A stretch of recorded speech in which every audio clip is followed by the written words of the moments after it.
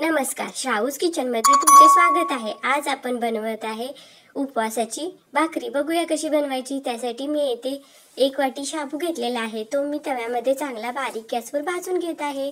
भाजल्यामुळे भाकरी खूप खमंग होते आणि मिक्सरला शाबूही पटकन बारीक होतो।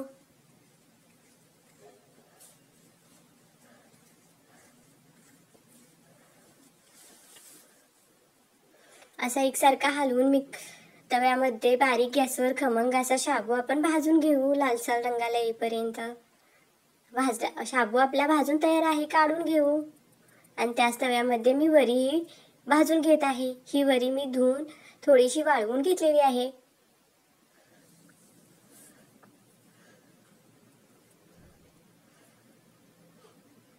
ती चांगली बारीक गॅसवर भाजून घेऊ।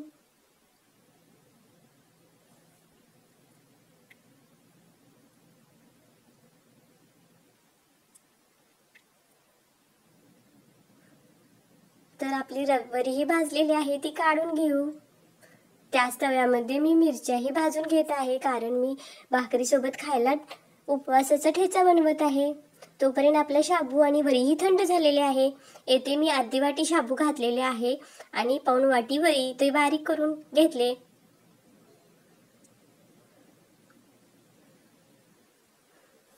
येथे तुम्ही बघू शकता असे बारीक असे भाकरीचे पीठ आपले पडलेले आहे।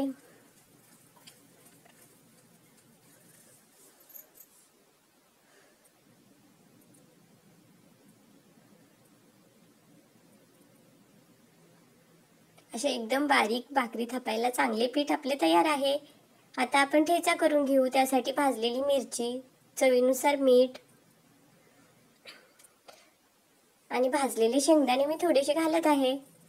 ते मिक्सरला बारीक करून घेऊ आणि आता आपण भाकरी करून घेऊ। त्यासाठी भाकरीच्या पिठामध्येही मी थोडेसे मीठ घालत आहे, त्यामुळे भाकरी अजून चवीला लागते।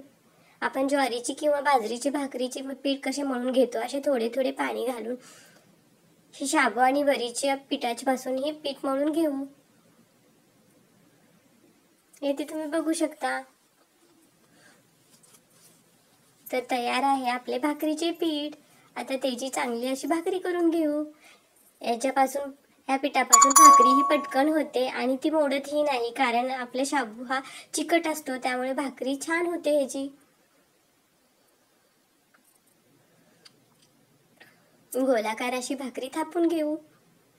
चला तर भाकरी तयार आहे, भाजून घेऊ। मी येथे तवा अगोदरच गरम करण्यास ठेवला होता। भाकरी टाकून त्यावरती थोडेसे पाणी हात पुसून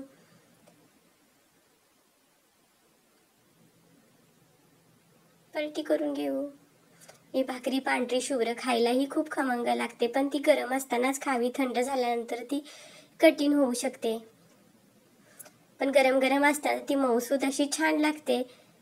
तर उपवासाला बटाट्याच्या भाजी सोबत ते तुम्ही ही भाकरी नक्की करून बघा। येथे तुम्ही बघू शकता पांढरी शुभ्र अशी छान भाकरी तयार होते।